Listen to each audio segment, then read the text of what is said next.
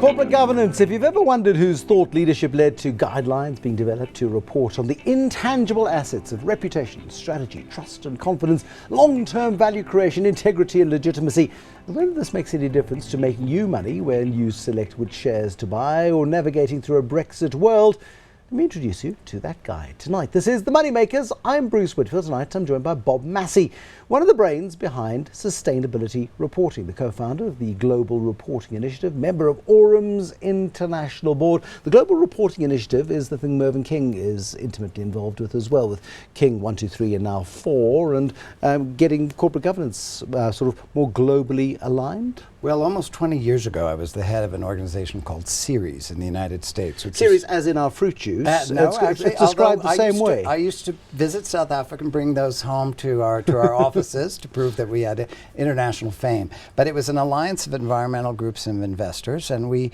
looked more and more intensively at how corporate performance on the environment affected returns. We had pension funds backing us up, and gradually we said, let's expand this to the full spectrum of sustainability issues which have the potential to affect value.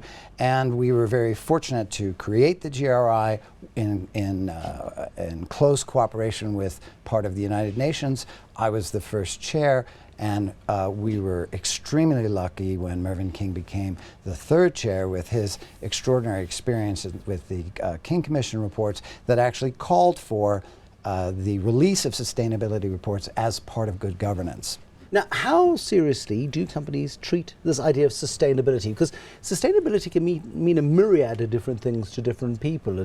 20, 30 years from now, it's whether or not we need to follow Elon Musk to Mars. Right now, it's political sustainability. Right now, it's whether or not the people of Britain did the right thing when it came to the Brexit vote. It's a very broad discipline.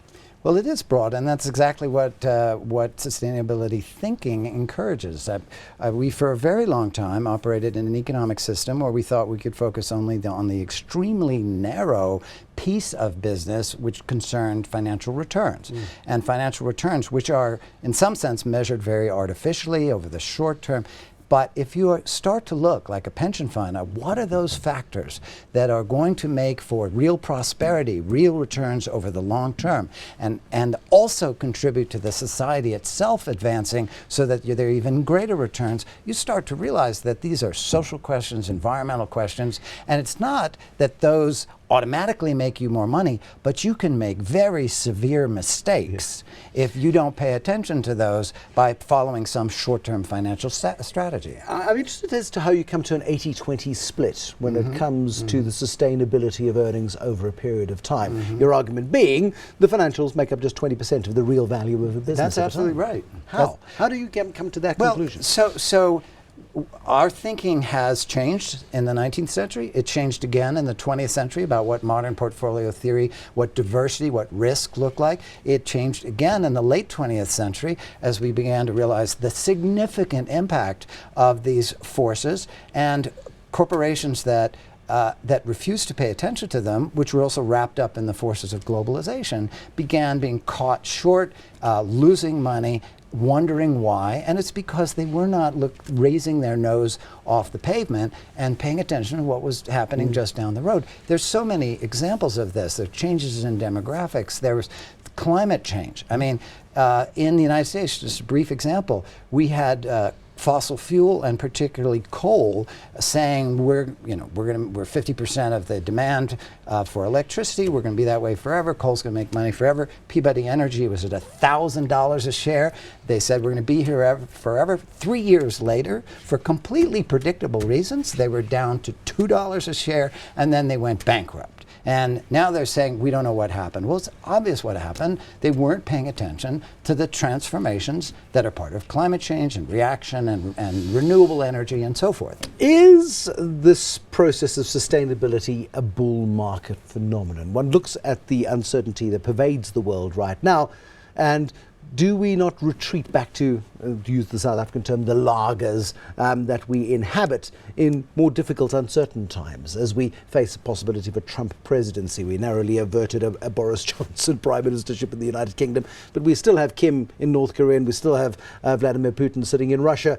We have near to zero and negative interest rates in many, many big economies in the world. Yes. The sustainability of the financial system once again being called into question. Yes. Isn't sustainability reporting a bit of a luxury under these circumstances? Absolutely not. To the contrary, you want to be asking yourself, what do we know? What are the trends that are unstoppable? Demographic trends, global environmental trends, the technological trends. These are all unstoppable. They can be influenced, they can be damaged, they can be altered by poor political decisions, but these will continue to move, and what's most important, they require a new form of thinking. If you pull back into the logger and say, I want to think about the way I thought about things in the 1950s, the 1980s, the 2000, you're going to make decisions on the basis of a world that no longer exists. So if you want to pay attention to the world that does exist, you have to put out those feelers, you have to listen to your stakeholders, you have to understand that we now live in an interdependent,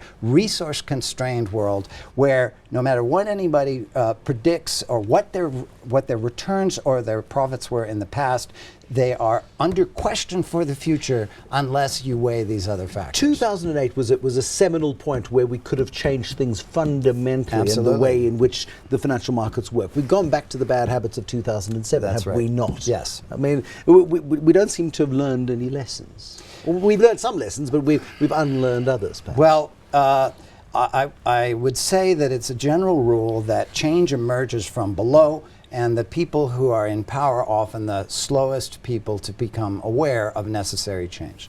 So I'll speak for the United States. The United States had a virtual collapse of their system. We took over General Motors. We bailed out enormous numbers of banks. It would have been the opportunity to step forward and require exactly the kind of information, by the way, on which South Africa has led. I mean, one of the reasons I'm here is South Africa's leadership on this and on integrated reporting through Mervyn King, through the Johannesburg Stock Exchange, is world famous. We could have learned from South Africa and taken a few more steps, or even been more bold and step beyond. I mean, we did not take that. But you look at South Africa, you were a diplomat here in the 1980s. Well, more of a historian and a researcher. Yeah, fair enough. But you've written a tome about the South African... It's really for weightlifting, but yeah. But a political transition in which you draw parallels between American civil rights politics and South African civil rights politics. You say there are lots of parallels. Yeah. You look at it and you then raise the question of just how effective were sanctions, economic sanctions in South Africa. You come to the conclusion, very effective. How does that then feed into your thinking around sustainability reporting, and the way investors should be adapting their thinking to long-term investing? Well, it's an excellent question, complicated one. Let me try and simplify. The thinking of many American corporations in the 1950s and 1960s was that they could completely afford to ignore the conditions in South Africa and benefit from the unjust economic and political relationships, and that as long as they were in a relationship with a powerful government that could maintain order, they could ignore the consequences. That turned out not to be true. But it took a long time. We are now seeing a world in which questions of human rights and supply chains are jumping to the fore. And because of the internet, they go out much faster. They affect the brand reputation. They affect the willingness of particularly young people to buy products. So now you have a situation, it's not perfect, but where corporations on a global scale are asking themselves, what are we doing, and what are we going to say about what we're doing?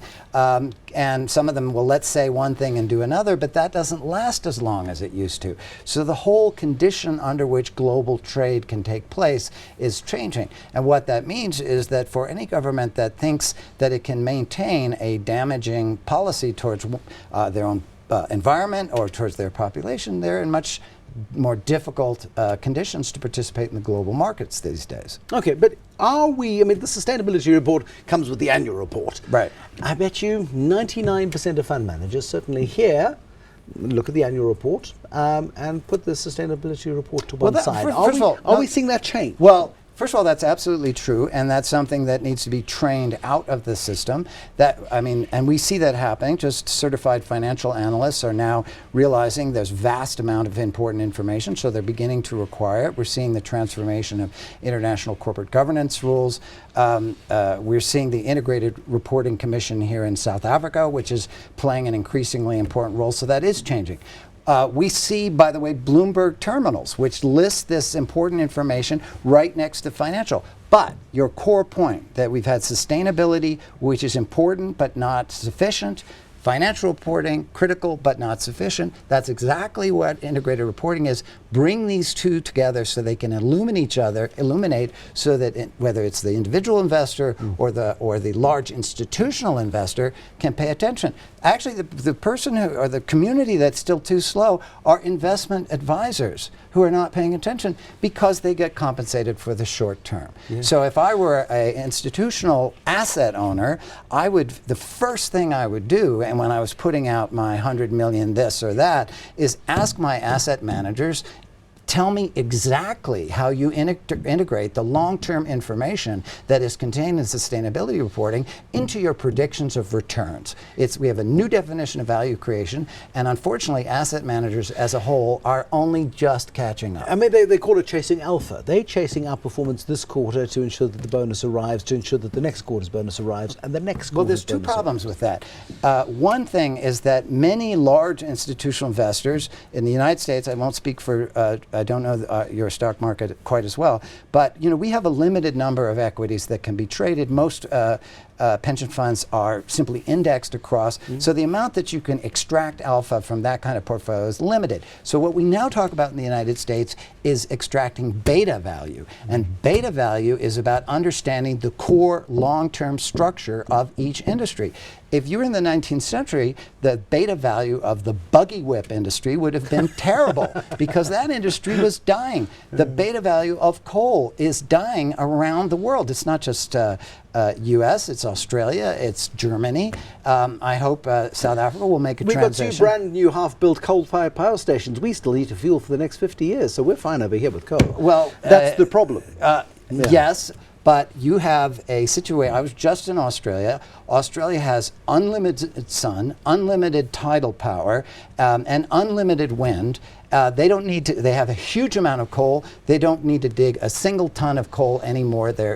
The export value is crashing. China does not want more coal. India does not want more coal. And so I don't know why South Africa would not realize that it's in the exact same boat as Australia and get busy getting rid of coal. Bob Massie, we must leave it there. Fascinating, captivating discussion. Thank you very much. Bob Massie, he is part of the Global Reporting Initiative. He is one of the founders of Sustainability Reporting. If you didn't know what it was, you certainly do now. Thank you for watching The Moneymakers. More ideas and more inventors and more big thinkers on the next Moneymakers. That's tomorrow. Till then, bye-bye.